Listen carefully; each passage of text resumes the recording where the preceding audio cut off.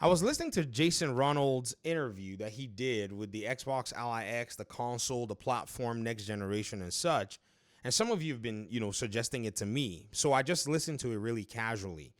Nothing really stood out to me, not because he didn't say anything that stood out much, but a lot of this has already been mentioned along the lines of Xbox executives unveiling things for the ecosystem. But there is something that I actually sensed in light of all of this, and that was what I thought was the pure focus that Xbox is exercising for its next gen. They understand how important this next gen is for them going forward. They understand how the hardware is a huge piece for them. So what they're going to do is they're going to attack every single segment of the gaming market as it's contextualized to them. There is not going to be any room nor any change. They're going to find ways, and you're already seeing it, to expand on a growing segment in their business, which is their subscription, and continue to offer more and more, because now the proof of concept is already manifesting itself, and they understand that quite deeply. Do you see this? Tom Warren of The Verge, he writes this article: Microsoft and Google are fighting over the future of Xbox. A legal battle could sway Microsoft's mobile Xbox plans. Now, this is an article that was written a while back about the legal issues that have been going on in regard to the mobile part of the business.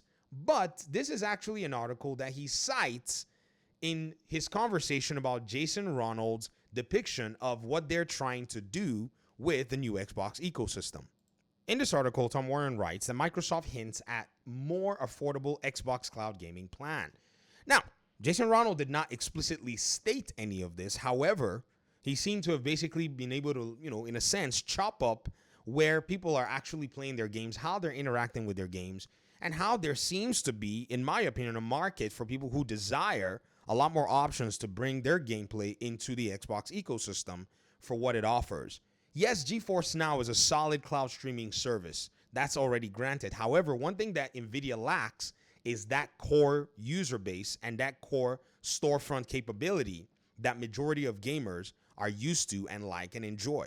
So what they're seeing is, man, how can we actually start to bring people into that segment of the market, and then eventually, perhaps if they like what we offer, where if they want a native experience, which is something that many gamers still like, they can just patronize us because they're already attached to our ecosystem. This is already basically a huge signifying factor, seen as Game Pass, Ultimate, Core, whatever you want to call it, has already been something that's been working out for them. Now, Game Pass is still a very interesting, percentage of their business. There's no doubt about that. But I think at the end of the day, this already makes a whole lot of sense that gaming and network service for this company is something that they're excelling at. Focusing on the hardware at some point in their business maybe made sense when technology was not necessarily the greatest or the best. But as things are evolving, I don't necessarily see how Microsoft is not going to try their best to be at the forefront of all of this. NVIDIA's GeForce Cloud streaming actually is better in, terms of latency and all of the above. But one thing it doesn't have is a robust ecosystem that is attached to it. The robust ecosystem that's attached to it is something that I'm sure a lot of gamers are more than likely going to look as a differentiating factor. So it's not as if they're going, against NVIDIA in this regard. I think they're using the opportunity for that segment to attach more people to their ecosystem and bring them in and introduce them and involve them to where it is that they want to be. I've been talking about the next $5 billion market for Game Pass, for Xbox specifically. And I've already looked at some of the different factors that would probably get them there. If we go back and look at Xbox's revenue compared to PlayStation's revenue, they already can see PlayStation's brake lights in corporate terms.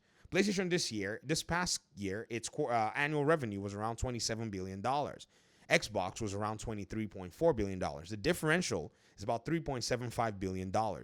What is needed here now for Xbox to actually catch up to this number is to find that market that's going to bring in whatever kind of audience and whatever kind of spenders that can come into their ecosystem.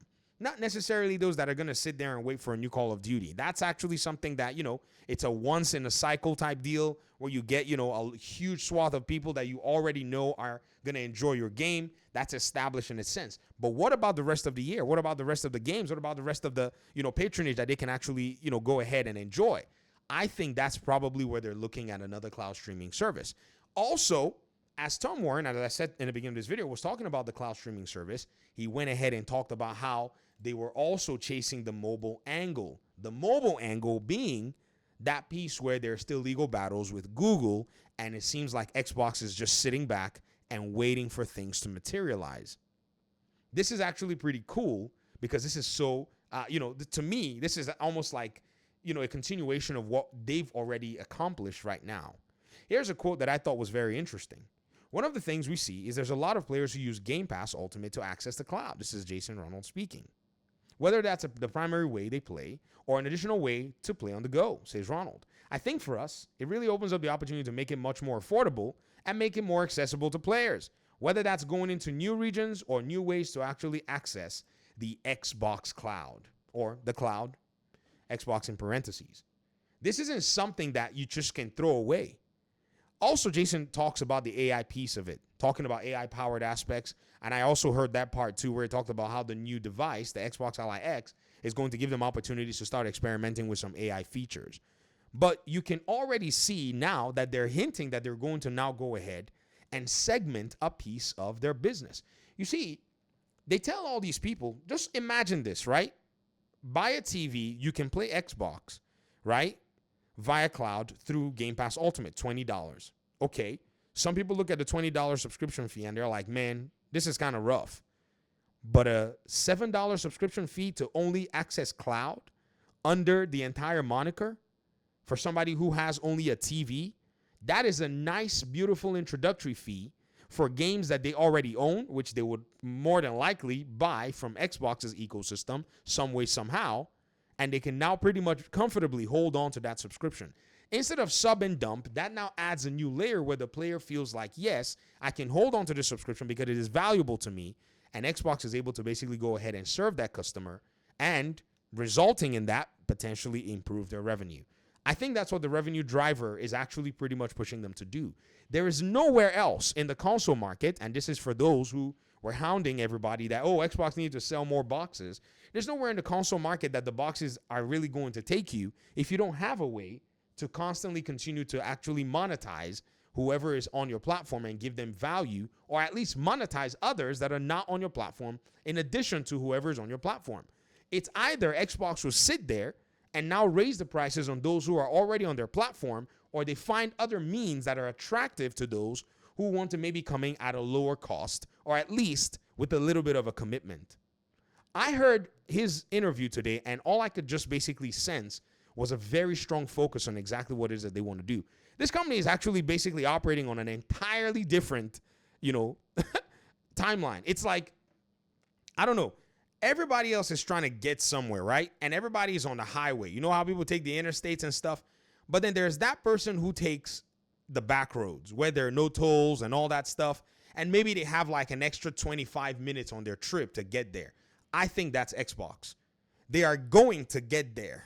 That's pretty much what it is that they look like. And the way that they're sounding just already highlights that this is a huge part of what it is that they're trying to do as a gaming company and as an ecosystem. We'll watch and see how this plays out in light of everything. And I think you're going to probably start seeing a few more markers as they make some more announcements. They're keeping some things close to their chest, but you can tell that that podcast was very, very well rehearsed. And they were able to pretty much hint and drop what it is that they wanted to go ahead and put out there. I think it will make sense as time goes on. I'd love to hear your thoughts in the comment section. Talk to me. Thanks for watching the video. I appreciate you guys so much. Peace out.